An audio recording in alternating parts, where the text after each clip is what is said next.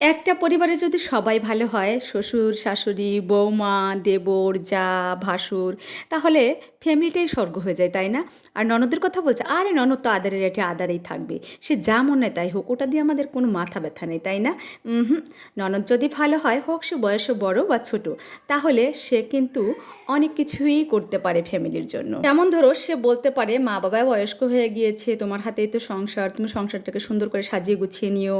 ভাই যদি তোমাকে রাগ করে আমাকে বলবে, আমি সেটা সমাধান করে দেবো। বাবা মা যদি কখনো কোনো কারণে তোমাকে কষ্ট দেয় আমাকে বলো। তাহলে কিন্তু ননদের প্রতি আলাদা একটা সিম্প্যাথি, ভালোবাসা জন্ম নেয়, তাই না? এরকম ননদ সবার ঘরে ঘরে থাকুক। সকল কন্যা সন্তানেরই এরকম ননদ হোক, কন্যা সন্তানরাও এমন ননদ হয়ে গড়ে উঠুক, এই প্রার্থনাই করি। যাই হোক, ঘরে কিছু সাগর কলা ছিল, কলাগুলো কালো কালো হয়ে গিয়েছিল, খোসা ভিতরটা একদম স্মুথ হয়ে গিয়েছিল। ভাবলাম এই কলা মুখে খাওয়া যাবে না, তাহলে কি করা যায়?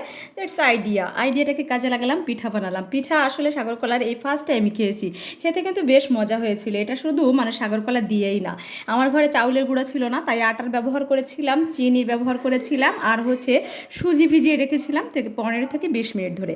তো সব কিছুই আসলে স্মুথ, তাই পিঠাটাও খুব স্মুথ হয়েছে। আর মিষ্টিটা আমি একটু হালকা করে রাখার চেষ্টা করেছিলাম। ওই সে আবার পিঠা খেয়ে বলছিল, মা কি পিঠা বানাইছো, ভালো লাগতেছে না। ডায়লগ ছিল খুব জোরালো, কিন্তু মুখে কিন্তু খাবার একটার পরে একটাই দিচ্ছে। মানে পিঠা বানিয়ে প্লেটে 2টা করে রাখতে পারতেছি না, সব শেষ হয়ে যাচ্ছে। সুন্দর করে একটা ফটোও তুলতে পারতেছি না, কি আর করা। পিঠা কিন্তু খেতে টেস্ট হয়েছিল, তারপরে আবার বেশ একটু চিনি দিয়েছিলাম, তাতে করে ওদের আরও বেশি ভালো লেগেছিল। আর শেষ অবধি পর্যন্ত হাজব্যান্ডের কপালে জুটছে কি না আমি নিজেও জানি না, তার জন্য দুটো রেখেছিলাম। যাই হোক, এত সময় যারা ভিডিও দেখেছো অসংখ্য ধন্যবাদ, দেখা হবে নেক্সট ভিডিওতে।